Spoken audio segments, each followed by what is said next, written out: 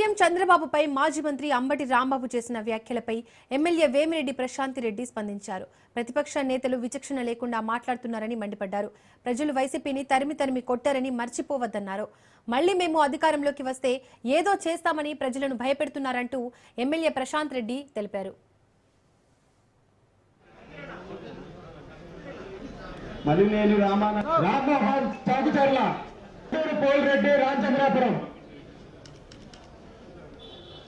కొండూరు పోల్రెడ్డి తుపాకుల కౌశల్య ఊటుకూరు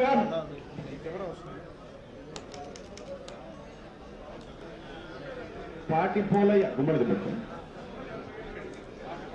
పోలయ్య మాకే వేరమ్మ రేగడి చిలుక కైతపల్లి కామాక్షి గౌతమ్ నగర్ పిడోలూరు మండలం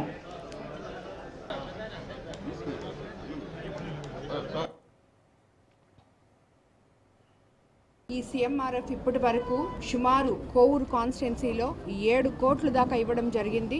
ఈ రోజు సుమారు 80 మందికి 57 లక్షల రూపాయలు ఇవ్వడం జరిగింది. అలాగే ఎంపీ గారు చెక్స్ ఒక 10 లక్షల రూపాయలు ఇవ్వడం కూడా జరిగింది. మన జిల్లాలోనే ప్రతి ఎమ్మెల్యే కూడా ఇదే మాదిర సీఎంఆర్ఎఫ్ చెక్స్ ఎప్పటికప్పుడు ప్రతి నెల ఇస్తూ పోతున్నారు. ఇలాంటి ఒక మానవతా దృక్పథంతో ఉన్న ముఖ్యమంత్రి చంద్రబాబు నాయుడు గారిని మనం కలిగి ఉండడం నిజంగా ఈ పేద ప్రజల అదృష్టమని నేను చెప్తున్నాను. ఇటువంటి ఒక గొప్ప మానవతావాది అయిన మన ముఖ్యమంత్రి గురించి ప్రతిపక్ష నేతలు అవాకులు చవాకులు పేలడం అనేది అది వాళ్ళ విజ్ఞతకే వదిలేస్తున్నాను. ప్రజలు చూసి వాళ్ళని చూసి వాళ్ళ భాష చూసి వాళ్ళ నోరు చూసి నవ్వుకుంటున్నారు. ప్రజలు ఒక్కసారి తరిమి వీళ్ళని కొట్టినా ఇంకా బుద్ధి రాకుండా ఇదే నోరేసుకొని ఇప్పుడు మాట్లాడమే కాకుండా మళ్ళీ మేము వస్తే ఏదో చేస్తామని చెప్పి జనాన్ని బెదిరిస్తూ ఆల్రెడీ 5 సంవత్సరాలు జనమంతా బెదిరిపోయి